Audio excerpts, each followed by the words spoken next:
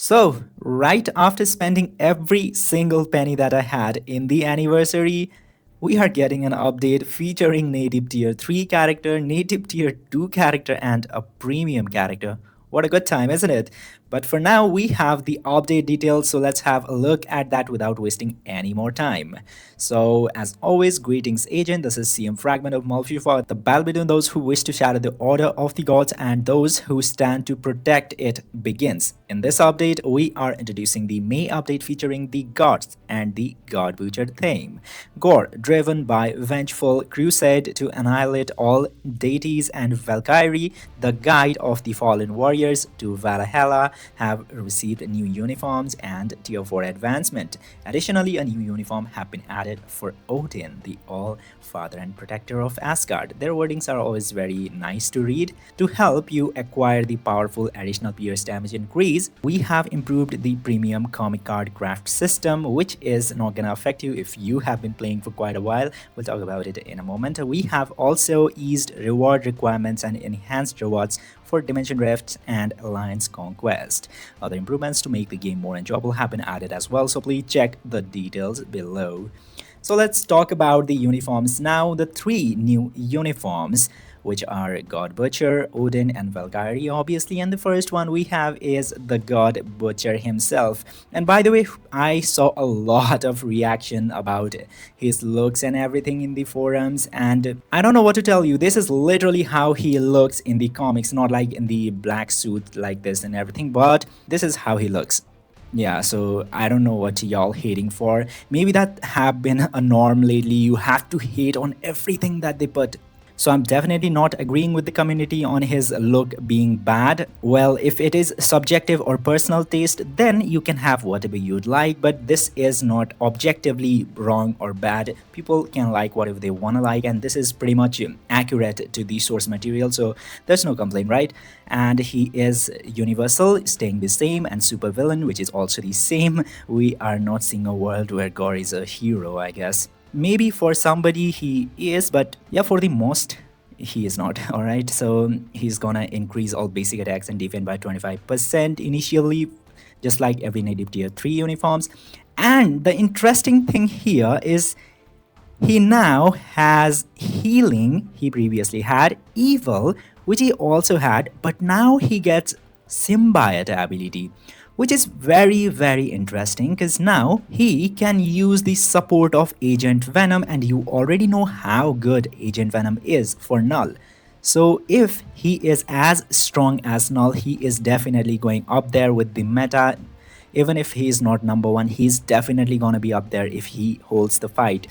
Even with the base kit that he has without uniform, he could be used even if you don't buy uniform. Even now he holds a pretty good spot in the conquest, so yeah, that is pretty good. One ability that he is losing is fast movement, but that does not change anything all that much. So yeah, symbiote tag is huge, actually very good that he's getting the buffs from the Agent Venom, which spirals the value of Agent Venom once again. And his ally gender instinct are alien male destruction, which is same as before, I guess, and his uniform effect is giving him increased chain hit damage by 10%, and excluding bosses, ignore enemies damage decrease by 10%. So this is also pretty good, considering he is already getting a lot of chain hit damage from the Agent Venom, so that's also very nice, and it adds up something to it. So that's pretty good. Now let's move to the skills.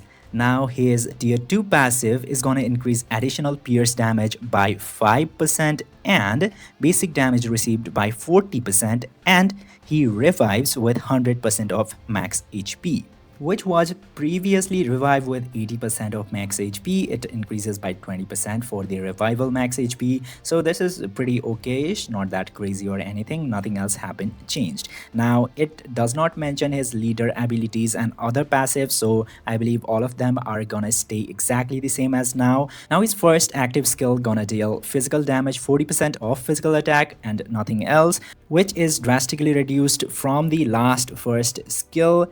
Now his second active skill have been improved a lot. He keeps the ignore iframe skill in his second skill, and he deals bleed, incapacitation, and paralysis to the enemies. Now the interesting text here is that he recovers 25% HP and has 80% chance to penetrate with super armor, barrier, shield, all damage immune, invincible, and again invincible. I'm not gonna put that title card anymore because that's been used a lot, so I'm removing that. And he removes all debuff for 4 seconds, and he also has the debuff in his leadership, so he's gonna get more remove all debuff, which is gonna help him immensely. Now the penetration and all were here before. Now he has recovery, penetration, ignore iframe, and invincible in the same skill, so second skill becomes a powerhouse just like Null's second skill, so it can be spammable in every 4 seconds, and that is gonna help you a lot to spam this skill and recover constantly while penetrating the enemy, so this helps a lot. Now his third active skill is gonna decrease all basic defenses by 10%, which can stack up to 50%, and also ignores immunity of the enemies, and to himself he accumulates 10% of pure damage when attacking and increases 1.2% of all basic attack for each 1% pure damage accumulated, and also deal physical damage 50% of physical attack. Now this is also improved, I would say, because he can accumulate the damage after pressing 3 and he can release it later on, dealing extra damage, so this helps a lot, and it is also an improvement from his previous third skill. Now his fourth skill here is pretty interesting because he applies incapacitation, panic, and increases basic damage received by 30% for the enemies, but to himself he applies immunity to all debuff. So the characters who has the ability to constantly debuff, such as Kang, who is literally about debuffing enemies and killing them, so he can be immune to that if he uses his fourth skill. Now this is completely new, I believe. It wasn't here before in any of his skill. I might have missed it, but as much as I can see, it wasn't here before, so this become very clutch for the survivability in the PvP game mode, so it helps a lot. And the skill also increases all basic attacks and defenses by 60%, speed by 1%, critical rate by 50%, and removes incapacitations for 6 seconds. So this is the survival powerhouse for Gorr, and at the active 5th skill he deals bleed and panic to the enemies, dealing additional 50% damage every 1 second and decreasing the recovery rate by 80% by removing the elasticity. And to himself he applies 100% chance to grant all damage immunity and deals the physical damage 30% of his physical attack. So he has pretty good kit with pretty nice combo of survivability and attack potential. He is pretty much perfect in a sense that he could survive an attack. It is all gonna depend on how good his attack potential is and how good his damage is gonna be. If he's gonna burst down enemies in the PvP, if he does not have enough damage only, that is gonna stop him. Otherwise, he has a very nice kit overall in order to attack the enemies, and we'll see more in the character testing. Now let's move on to Odin, and he is universal superhero. He's gonna cost 1500 crystals in the sale. And another thing I forgot to talk about the uniforms, that the uniform are gonna be discounted only 40%. It would have been cool if they have extended the anniversary discount just for 1 week or so for the update characters only. That would have been cool to get characters, the uniforms for 50% discount for the updated characters only, but they are not doing that, so we have to get the uniforms at 40% discount.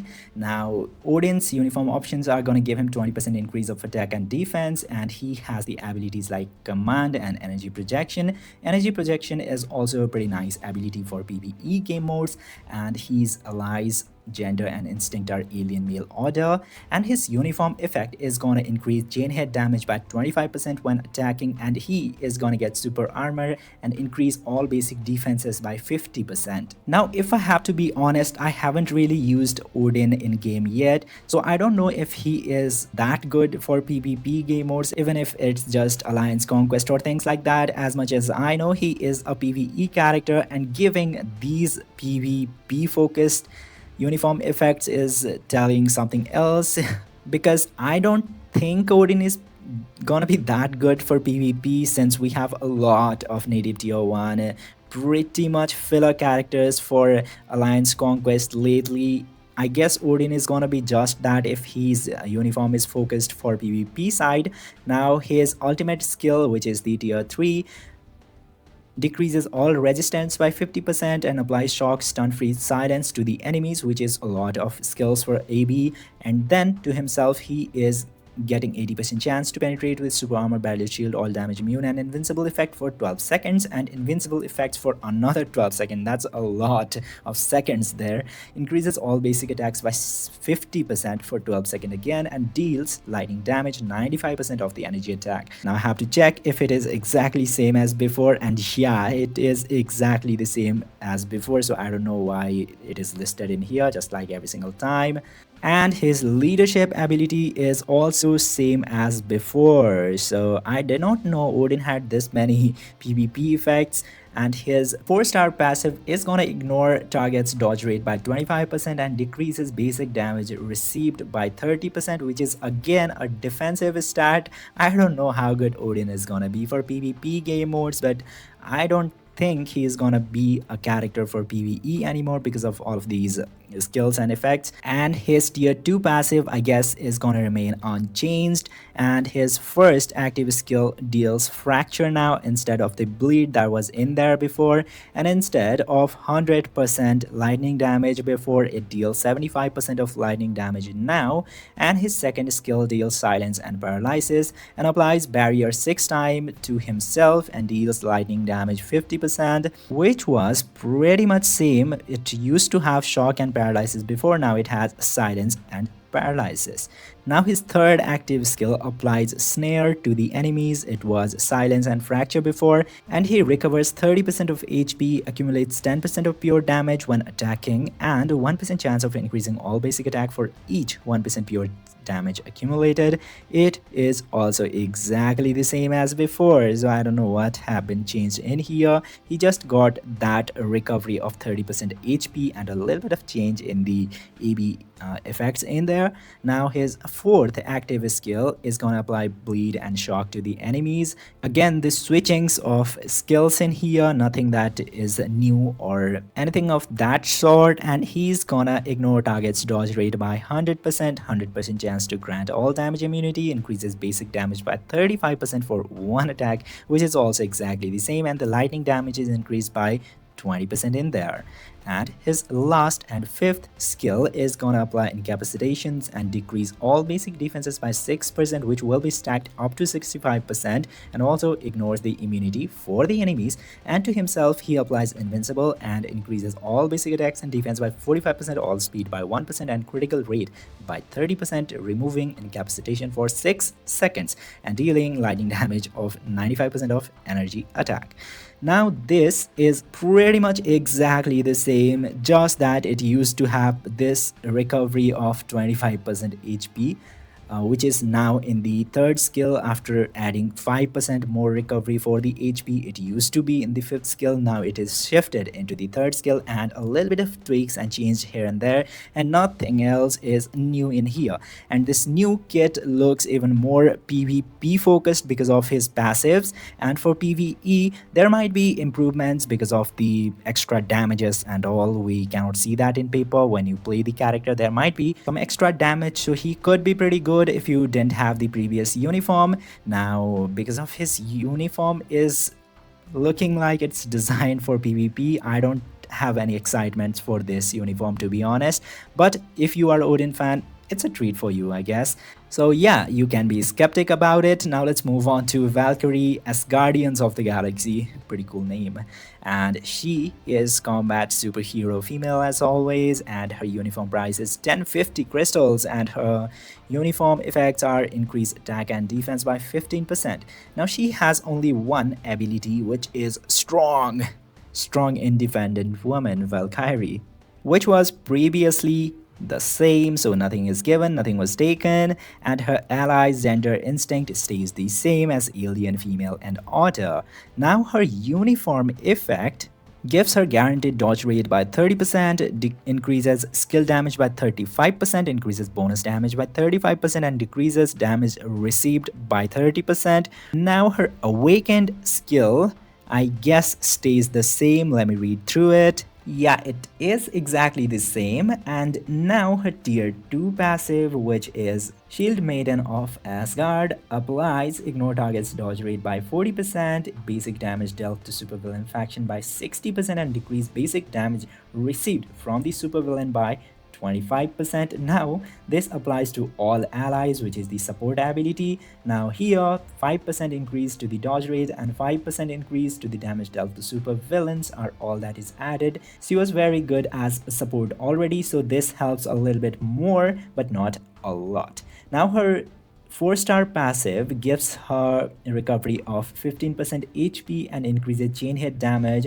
by 15% when attacking, which only applies to herself, and it activates only when bleed effect is used. Now this is also exactly the same as before, so nothing is changed here as well. Now moving on to her active skills, her first active skill applies bleed to the enemies and increases or deals physical damage by 80% of physical attack, which is a little tweak in the physical damage. That's nothing that important. Now her second skill deals 100% of physical damage of physical attack that you have and applies bleed and stun to the enemies. And there was silence also previously, but now it does not have that. Now her third active skill has the ignore iframe effect, but she loses the counter attack that she had before in the same third skill. Now she has a shock and silence in there. Previously she had paralysis, and yeah, she is losing a little bit in there for the PvP side, and she gets 30% chance to penetrate with super armor, all damage immune and invincible, and removes all debuff for 4 seconds, and accumulates 10% of pure damage when attacking, which can go up to 100% for 9 seconds, and increases 1.1% of all basic attack, each 1% of pure damage accumulated, and deals 65% of the physical attack. Now she used to have counter attack in this skill, and she used to have a recovery in this skill. Now she does not have that, and the other things that are here stays exactly the same as before. So now her fourth active skill has that recovery that she used to have into the third skill, which could have made a powerhouse of this skill with all of these skills together in the third one when she gets tier 4, but now she does not, and it is moved to the fourth skill, and she only has a recovery and invincible and a little bit of physical attack in the fourth skill, and she applies bleed paralysis, which decreases all basic defense by 10%, which can be stacked up to 50% to the enemies, which ruins both third and fourth skill in my opinion by dissecting or breaking down it to the two different skills, but nonetheless we can't do anything about that. And her fifth active skill deals stun and again decreases all basic defense by 5%, which can stack up to 50% to the enemies.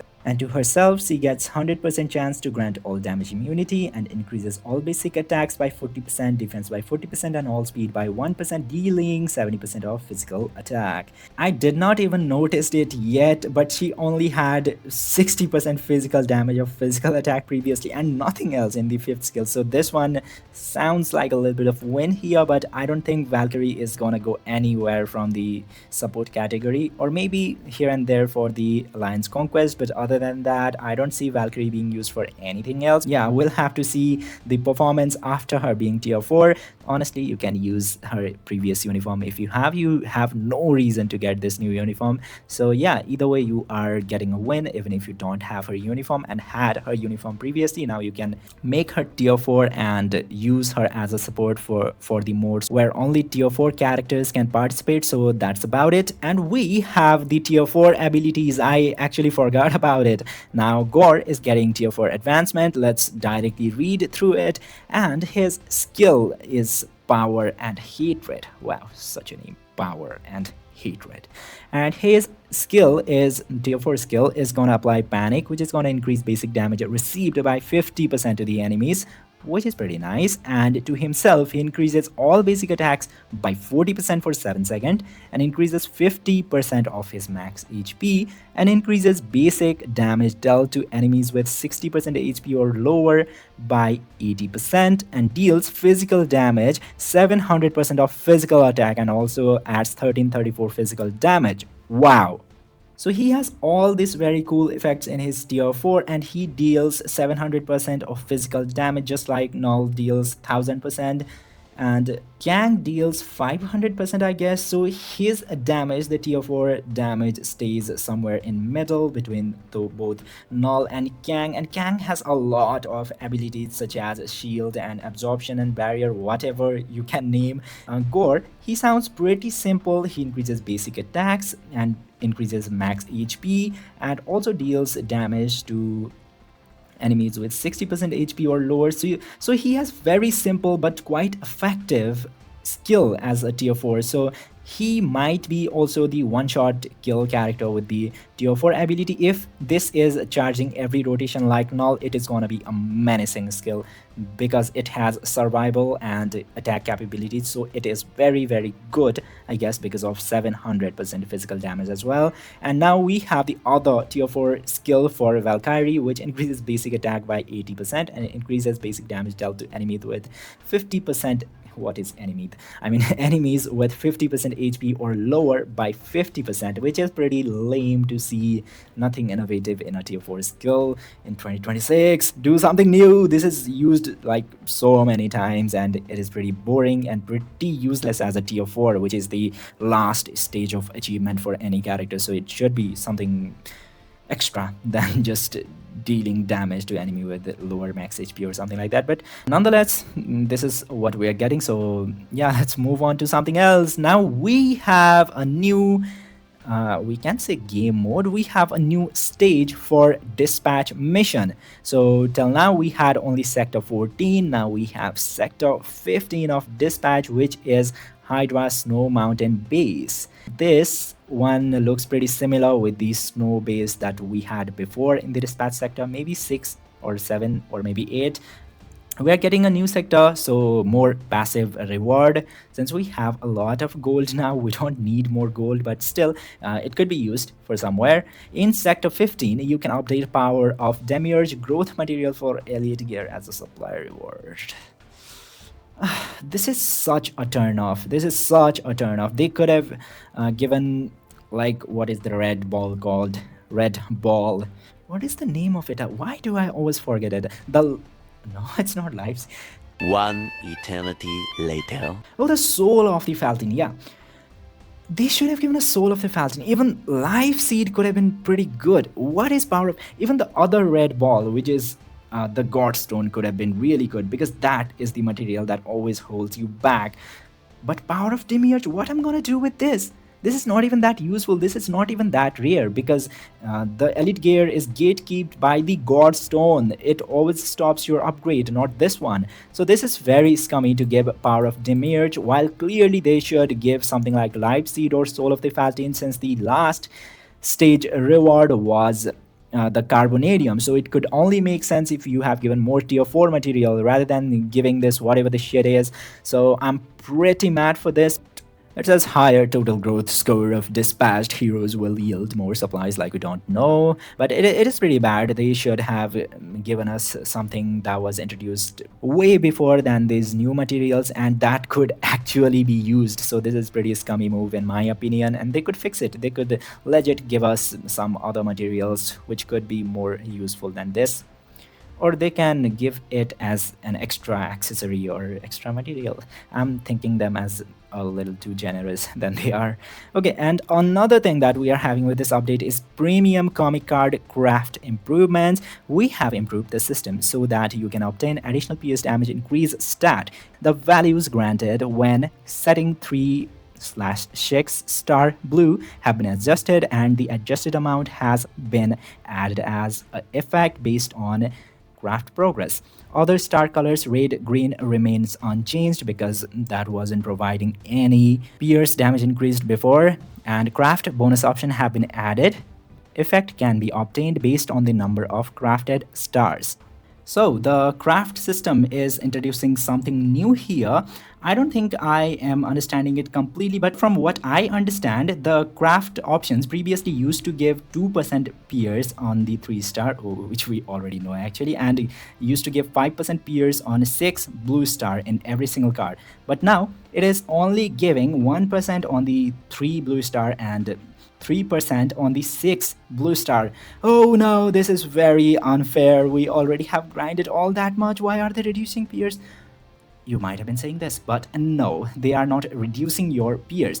What I am understanding from this, that the new craft stage option in here, if you are getting any color crafted option, what I'm saying, if you get any crafted option, doesn't matter the color, for 3 star you are gonna get 1% peers. And if you get any color 6th star in the crafting option, doesn't matter, red, blue, pink, whatever. Blue, yellow, pink. Whatever, man, just keep bringing me that. It does not matter, it is gonna give you 2% of pierce damage increase. If you get 3 blue star, is gonna give you 1% pierce because it is blue star.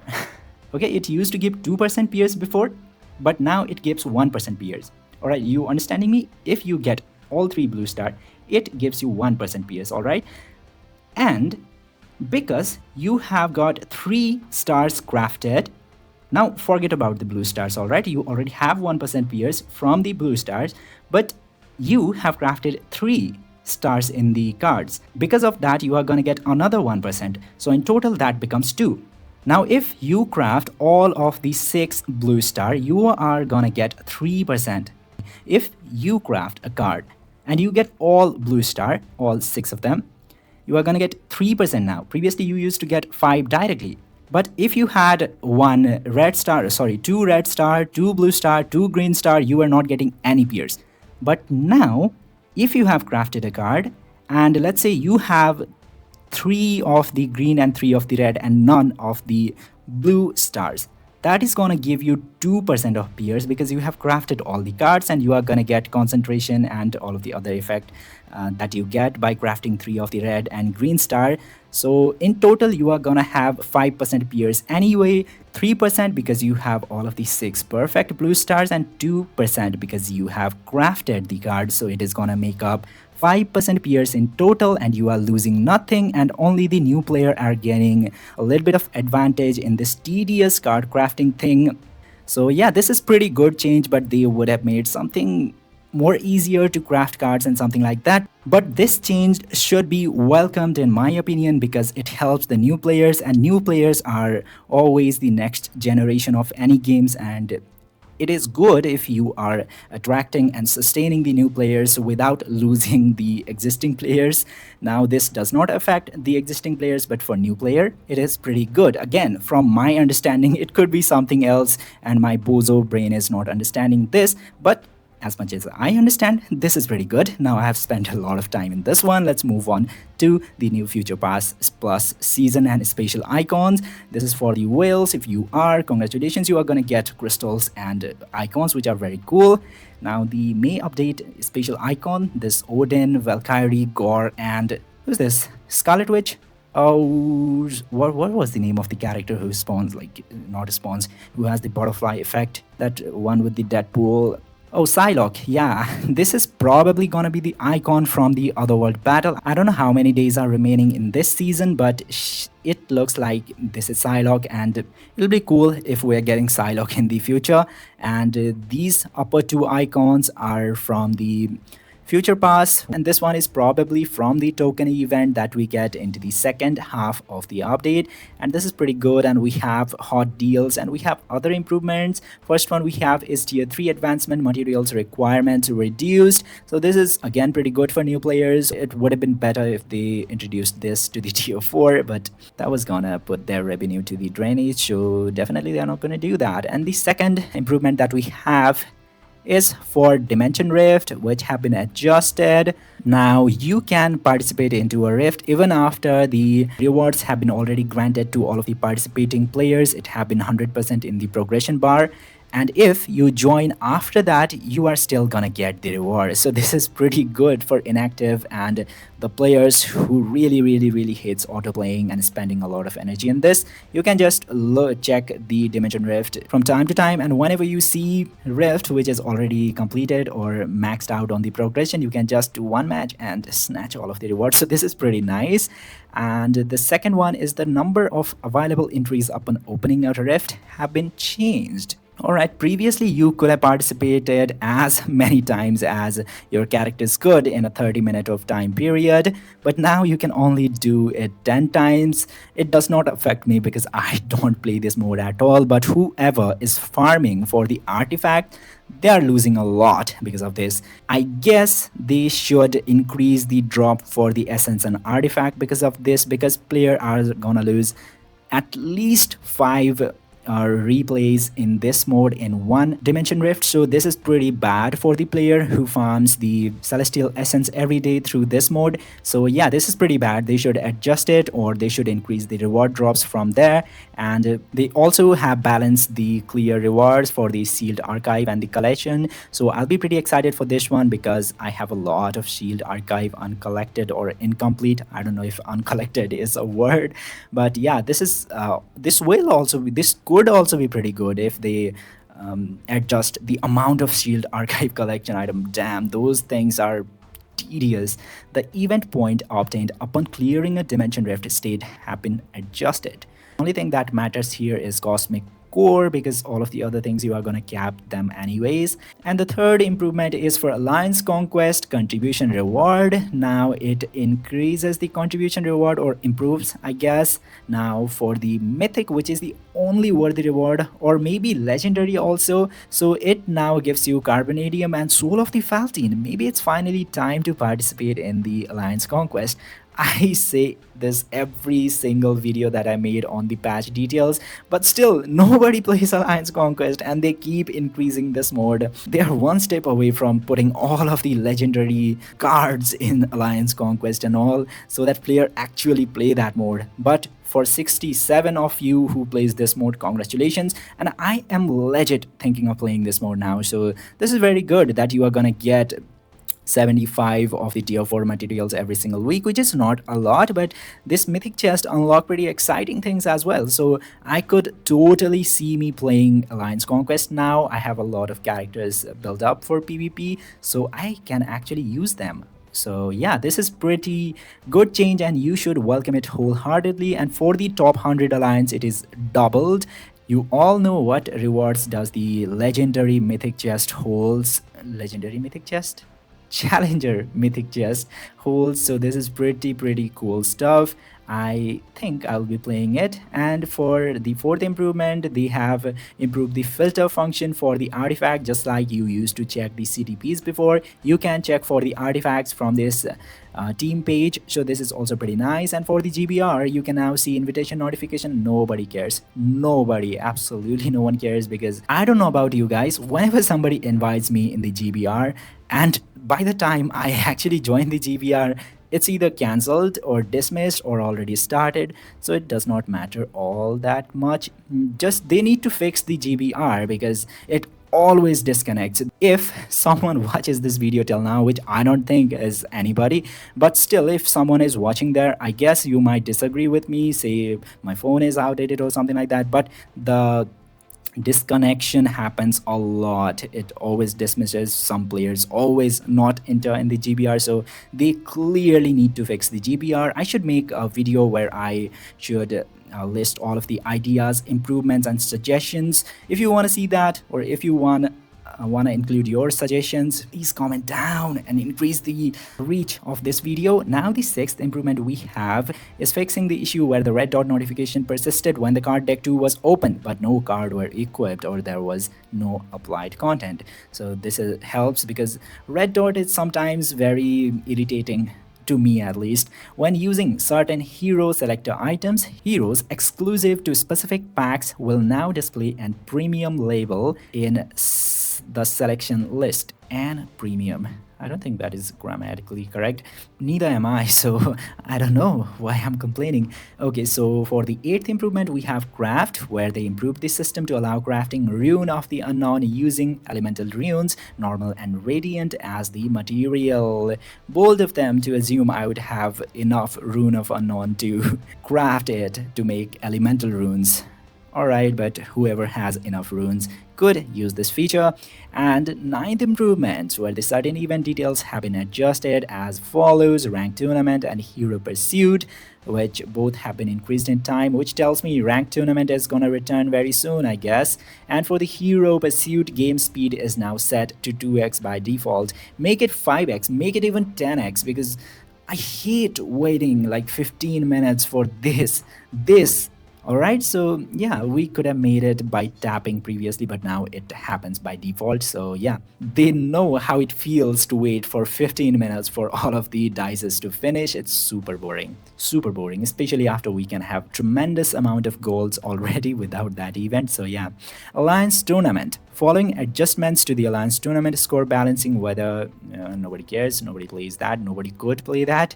Skill name glossary. Certain text in the description for time freezing has been modified. Again, does not matter, does not change all that much, but yeah, could introduce some good wordings for that, and some game error fixes are here as well. If you were facing any of these issues, congratulations, it's being fixed and new issues will be introduced. Yay! And this was the patch details. Overall, I will say it looks very small, but the changes to dispatch mission and the comic card is pretty nice. Overall, it's a nice patch details. I don't expect the characters to do a lot when the character is native tier 1 and even native tier 2 sometimes, but it's native tier 3 and tier 2 characters. They are always very exciting and powerful most of the times, at least till now. So yeah, overall for the character part, for the upper half, Gorr is looking pretty nice, and for the lower half, she just supports. So yeah, overall, I love the patch details. It's very little for 3 weeks, just like we've been getting for quite a while now. But yeah, I don't see a lot of point to criticize it. I know how the community's sentiments have been around the game lately, or maybe for years. I don't usually see a good comment about anything that Marvel Future Fight does, and there are a lot of people hating. And I also thought about addressing a little bit of hate that is in the forums and the comments, but since this video is already pretty long, I think I should not do that, and I'll probably see you tomorrow with the Gorr tier 4 upgrade video or something else. Till then, enjoy your time and give me your opinions into the comments about the update that we are gonna get. And thank you for watching this video.